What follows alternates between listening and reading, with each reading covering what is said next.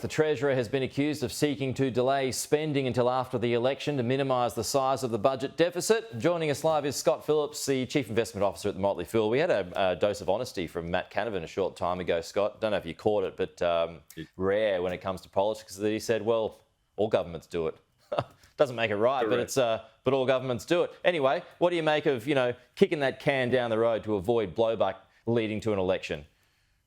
You've just covered it nicely, but I don't know anything at all. But yeah, look, we're in election mode. We all know that. Announcements, the 30-odd bills that were passed through Parliament the last sitting week of the year, the release of the opposition's nuclear policy, this is all election footing type stuff.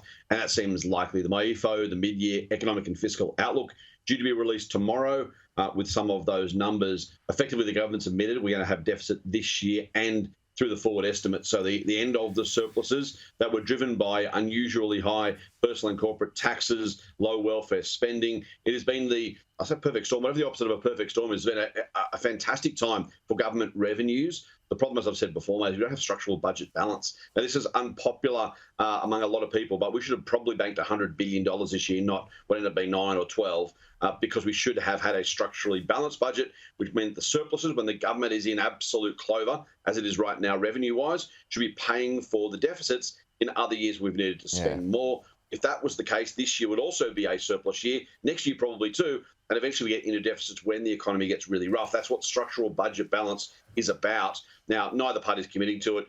Matt Canavan, you're right, it was refreshing honesty. What's also not being said out loud but should be is neither party is taking fiscal responsibility seriously. There's going to be a lot of vote buying over the next few months. We don't, of course, know when the election's going to be. There is a pre-election economic and fiscal outlook which Treasury prepares independent of government when an election is called. So I'll have to wait and see when that election might be. It does seem like the boffins in Canberra, they were saying there is a increasingly unlikely odds that we do go to an election after, or so a budget is delivered before we go to an election, wherever that election seems to be. So this is the last major economic statement presented by the government. In all likelihood, that pre-election one comes out from Treasury, and then, of course, it's going to be election day. Let's go to this new high for Bitcoin. Now $107,000 US for one Bitcoin. I remember talking to you about this, I think, some years ago, Scott, and I don't know, it was maybe $40,000 or $50,000. Yes, it is volatile. It was much cheaper only, 3 months ago.